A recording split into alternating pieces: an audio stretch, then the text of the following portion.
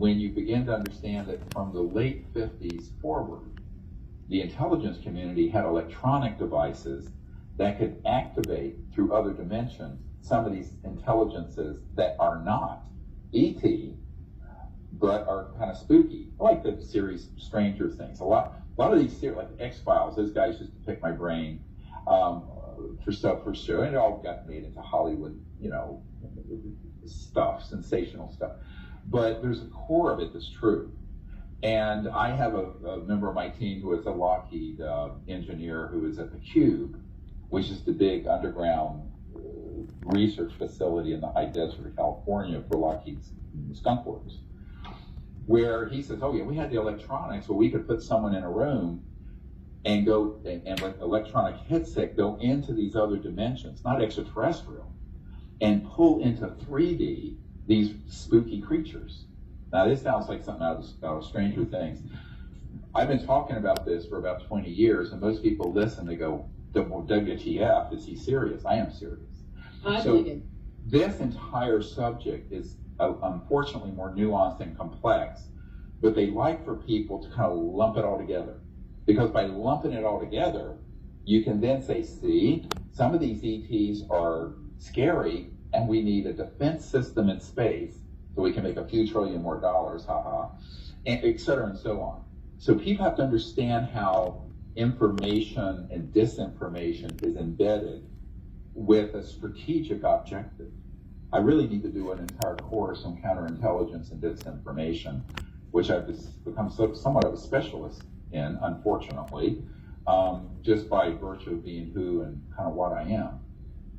Did that confuse or help with your? No, that makes sense. I mean, what I'm understanding is part of the negative energies that would come through are really honestly more spirit. They're more sort of they're interdimensional. Spirit realm. They're interdimensional. They're dimensional. They're from other dimensions that are coming through us, and they come through from my understanding, in lower states of being, which are through negativity and fear and lower frequencies. That's the only way they can sort of take root is through the lower frequencies. Well, interesting, when I was at the Vatican some years ago, there was a senior theologian for Pope John Paul that I was at his apartments overlooking St. Peter's, and we had this conversation. I interviewed him. We have a big interview with him. It's in Italian, which I can't understand, but if we had someone translate it, we could put it out. But anyway, what's interesting is that in our conversation, he wouldn't do the interview in English because his English wasn't proficient enough, but in conversation he would speak with me. And he said, and we started talking about this issue, exactly what you brought up. And he says, yes, he says, well, neither angels nor demons require flying saucers. And he started laughing.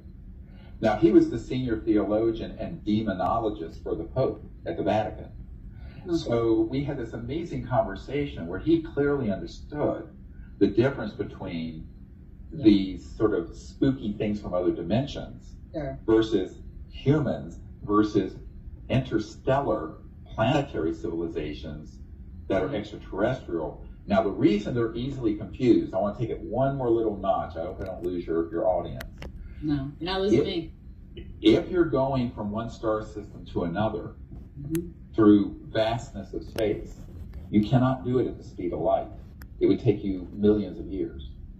Therefore, those spacecraft and everyone on it, through electronics we understand now, very high voltage resonant systems, harmonic resonant systems, drop out of linear space-time and traverse through other dimensions to go from a million light years here and here is really right here because of what's called entanglement in physics.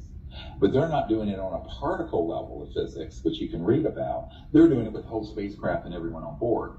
But because they can go through these other dimensions, they can remain in those dimensions while they're outside your back door. And all you'll see is a sphere or an orb. Now, there could be things from other dimensions that might look like an orb. How do you know the difference? You have to be trained. And that's what I train people to do. I do these week-long expeditions